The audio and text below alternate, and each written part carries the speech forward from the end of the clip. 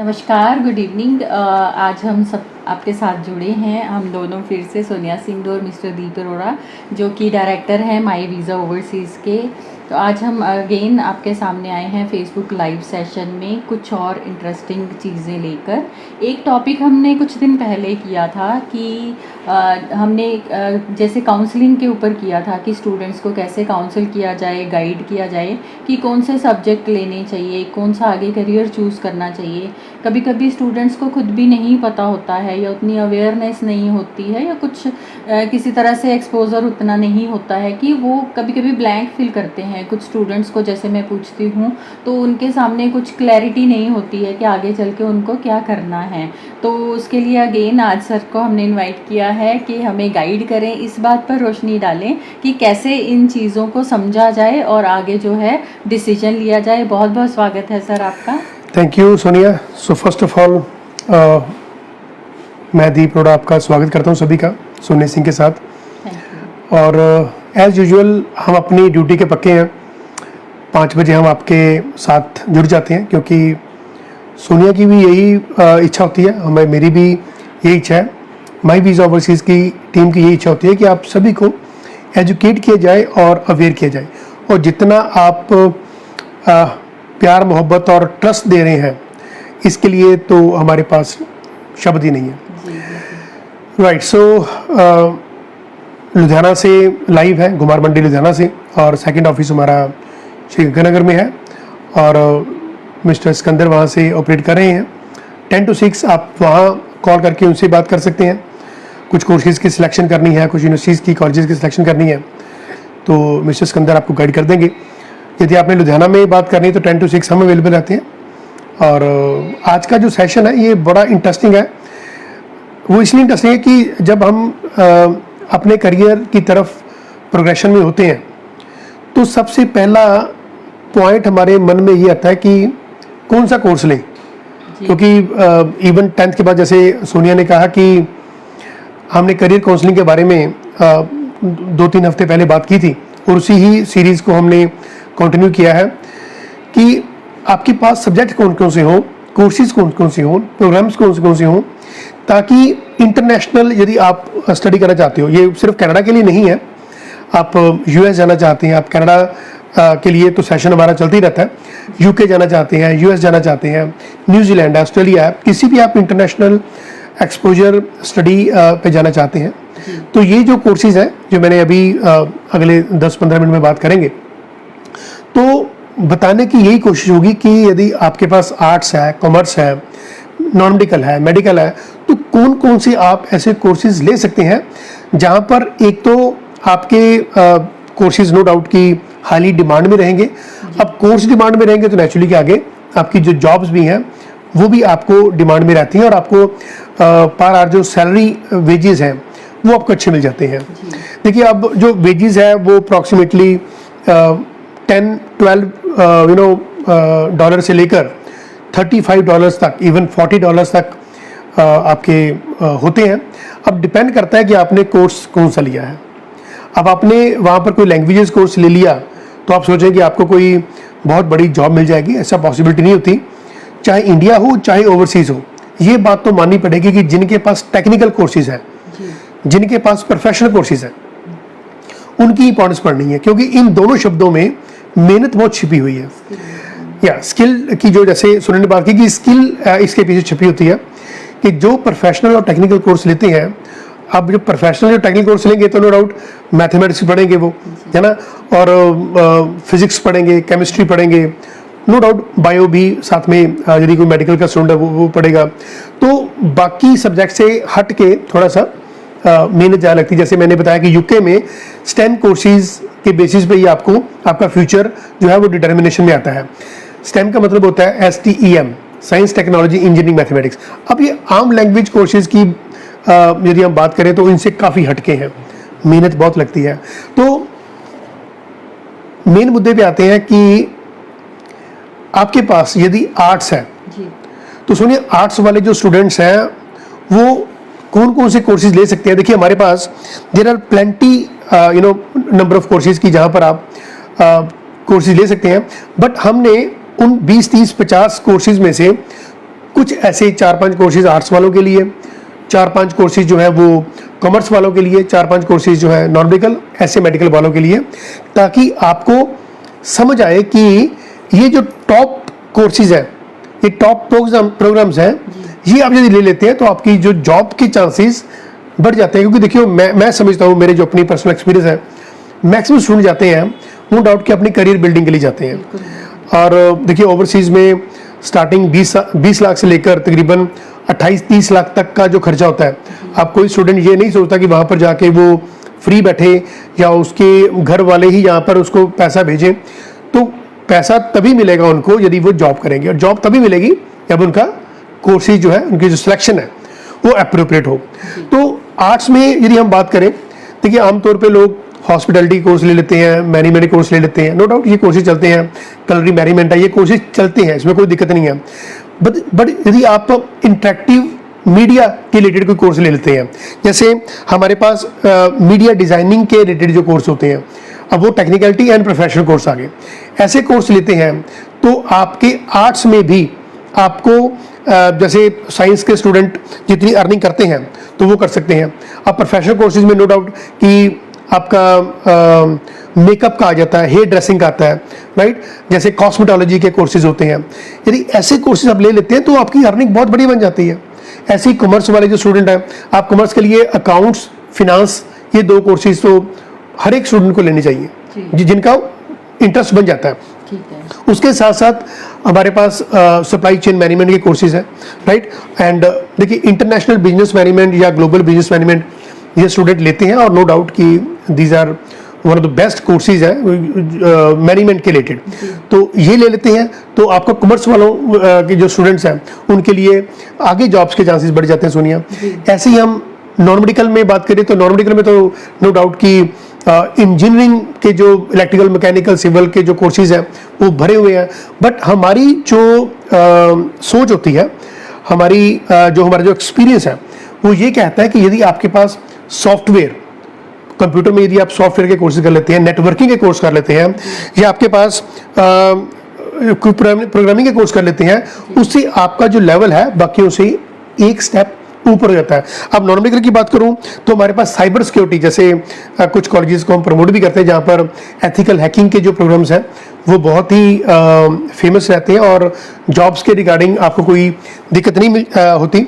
अब ऐसे web developers के कोर्स हैं, आपके मोबाइल जो एप्लीकेशंस की जो डेवलपमेंट है उसे कोर्स कर सकते हैं, डिजिटल मार्केटिंग आप ले सकते हैं, और graphics and multimedia, video games, ऐसे कई कोर्सेज नॉन मेडिकल वाले स्टूडेंट जो हैं वो ले सकते हैं। हाँ, रोबोटिक्स का जो कोर्सेज हैं, रोबोटिक्स से रिलेटेड मैकेनिकल इंजीनियरिंग वाले रोबोटिक्स कोर्स ले सकते हैं, सप्लाई चेन मैनेजमेंट के जो प्रोजेक्ट मैनेजमेंट कोर्सेज हैं ये ले सकते हैं, कंस्ट्रक्शन प्रोजेक्ट मैनेजमेंट जो खासतौर पे सिविल के स्टूडेंट्स के लिए है वो ले सकते हैं, और आईटी मैंने बताया कि जो इंफॉर्मेशन टेक्नोलॉजी है ये कोर्सेज तो आप जब लेते हैं तो मैं इस चीज़ की गारंटी देता हूँ कि आप कहते हैं कि यहाँ पर जिसके पास स्किल है वो भूखा नहीं मरता।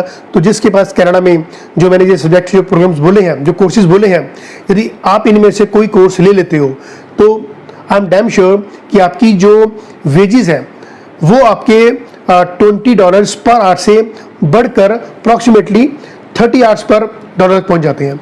मेडिकल वाले के जो स्टूडेंट हैं, अब मेडिकल में देखो हेल्थ के कोर्सेज बहुत अच्छे रहते हैं, नर्सिंग के कोर्स बहुत अच्छे रहते हैं, अर्ली चाइल्ड एजुकेशन है, ये कोर्सेज बहुत अच्छे रहते हैं।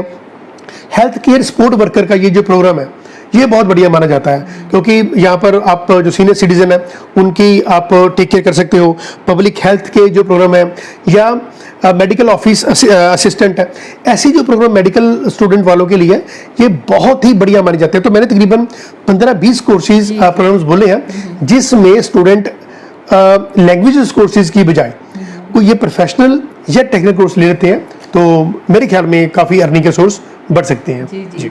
सर काफ़ी आपने कवर कर दिया है, बट आई थिंक और काफ़ी अच्छे करियर ऑप्शंस होंगे जो इन फ्यूचर जैसे जैसे हमें लगेगा हम डिस्कस करते जाएंगे। तो सर एक आपकी बातों से मुझे ये समझ में आ रहा है कि हर चीज़ में कंप्यूटर की नॉलेज होना ज़रूरी है क्या? देखिए अब इवन अकाउंट्स के जो कॉमर्स के स्टूडेंट हैं जिन्होंने अकाउंट्स की भी यहाँ पर काम करना है तो अकाउंट सारा ही कंप्यूटर पे हो रहा है। आज हम मेल करते हैं, ईमेल्स करते हैं, सारा कंप्यूटर बेस्ड है, आपका सॉफ्टवेयर है, चाहे वो मोबाइल से करें, एंड्रॉयड है, राइट, या आप लैपटॉप से करते हैं, तो कहीं ना कहीं कंप्यूटर्स के रिलेटेड आपको नॉलेज यदि हो जाती है तो उससे क्या बेनिफिट होता है कि एक तो आपने कंप्यूटर स्टडी किया होता है, साथ में आपकी जो स्किल है वो एनहांस होती है। जिन्होंने कंप्यूटर स्टडी किया है, यदि उनको सॉफ्टवेयर की भी नॉलेज है या प्रोग्रामिंग की नॉलेज है, ऑटोकैड किया हुआ है या HTML के रिलेटेड उनको नॉलेज है, एक्सेल अच्छी तरह वो ऑपरेट कर सकते हैं, या जैसे कॉरल ड्रा के हैं, पावर पॉइंट के PPT बनाते हैं स्टूडेंट्स, ऐसे स्टूडेंट्स की जो नॉलेज ज़्यादा होती है तो वो किसी भी काम में अपनी एबिलिटी को दिखा सकते हैं। जैसे मैंने बताया कि अकाउंट्स के जो स्टूडेंट हैं वो भी कंप्यूटर पे आ सकते हैं, तो कंप्यूटर मस्ट है। अभी हम भी बात कर रहे हैं आपसे, अभी इसके बाद वीडियोस में हम जो हमारा मीडिया में काम चल रहा है, इसके बाद एडिटिंग होनी है वो भी कंप्यूटर्स पे होनी है, तो जब हम बोल भी रहे हैं वो भी थ्रू कंप्यूटर्स ही आपके पास आपके घर में आ रहा है, तो computer is must for everyone. बिल्कुल, टेक्नोलॉजी मस्ट है, इतनी अच्छी हो गई है कि कंप्यूटर की नॉलेज होना एक तरह से आज का जो मॉडर्न लाइफस्टाइल है, कंप्यूटर उसमें एक हवा पानी का ही काम करता है, उसके बिना नहीं जिया जा सकता। तो बॉटम लाइन यही निकलती है कि आपको कंप्यूटर की नॉलेज होना बहुत ज़रूरी है, उसके साथ साथ इंग्लिश की जो नॉलेज है वो होना चाहिए। इससे पहले कि आप एक करियर चूज़ करते भी हैं तो भी आपके बच्चों को, आपको जो भी आप डिसीजन लेने वाले हैं, आपको कंप्यूटर और इंग्लिश ज़रूर आना चाहिए। उसके साथ साथ हमने एक और सेशन में बात की थी मैथमेटिक्स की, कि आप मैथ्स ज़रूर बच्चों को करवाएं, वो स्किप ना कराने दें। बेशक ऑप्शन भी है कि आप स्किप कर सकते हैं, तो मैथ को स्किप ना कराएं, सो दैट आपके सामने फ्यूचर के लिए ऑप्शंस, करियर ऑप्शंस ज़्यादा अच्छी मिल। कॉमर्स और मेडिकल वाले जो स्टूडेंट है वो तो बिल्कुल मैथमेटिक्स स्किप ना करें।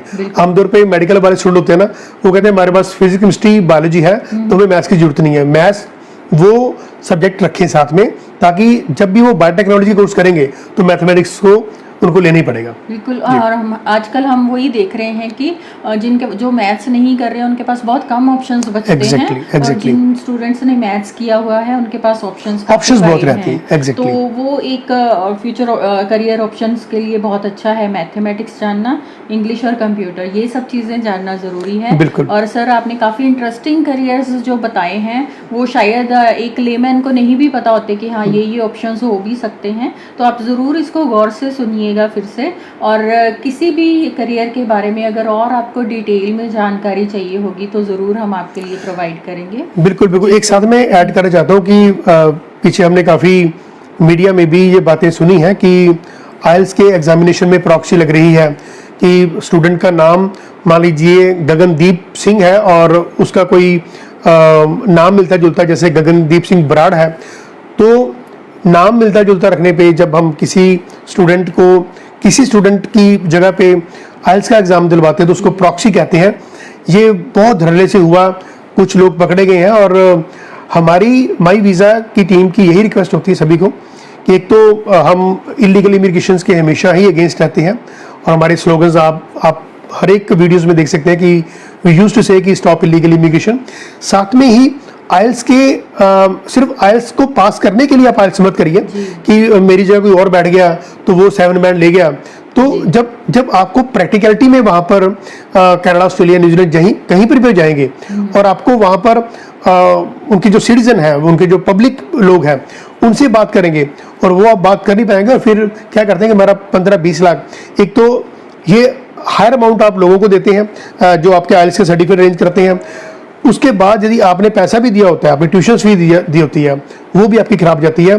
तो कहने का मतलब ये है कि last end of the day हमने तो वहाँ पर इंग्लिश में बात करनी है, तो आपकी इंग्लिश में प्रोफिशिएंसी अच्छी हो, आप 6 बैंड ईच बोलने वाली इंग्लिश रखते हो, और साथ में आपको कंप्यूटर की नॉलेज हो, तो सोने पे सुहागा होता है। तो फिर मैं नहीं समझता कि कोई भी ओवरसीज स्टूडेंट ये कहे कि मैं वहाँ पर सेटलमेंट मेरी नहीं हो पाई।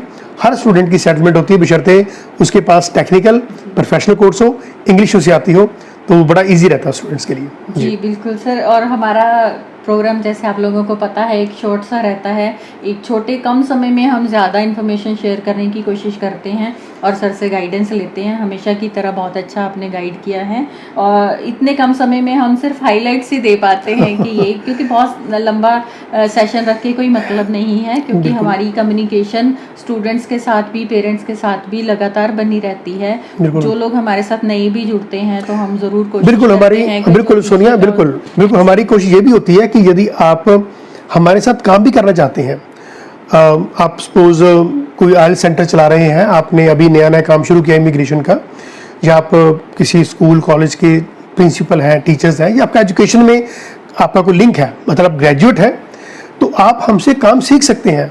हम सिखाने का ₹1 लेते और माई वीज़ा ओवरसीज़ आपको 3 डेज़ की ट्रेनिंग देता है।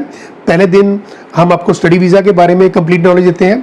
सेकंड डे का सेशन जो होता है वो विजिटर वीज़ा, टूरिस्ट वीज़ा के लिए होता है, और थर्ड सेशन में हम आपको कम्युनिकेशन स्किल आपके एनहांस करते हैं कि आपने कॉल कैसे करनी है, लोगों से बात कैसे करनी है, तो अपना जो बिजनेस है वो भी आप डेवलप कर सकते हैं हमारे साथ जुड़ के। और हमारी 180+ वीडियोज़ हैं यूट्यूब पे, वो तो आप देखेंगे तो आपको शायद और क्लैरिटी हो जाएगी, आपको शायद हमारे पास भी आने की जरूरत नहीं पड़ेगी। आप ऑलरेडी मोर देन 50% कंसल्टेंट तो घर बैठे ही बन सकते हो आप।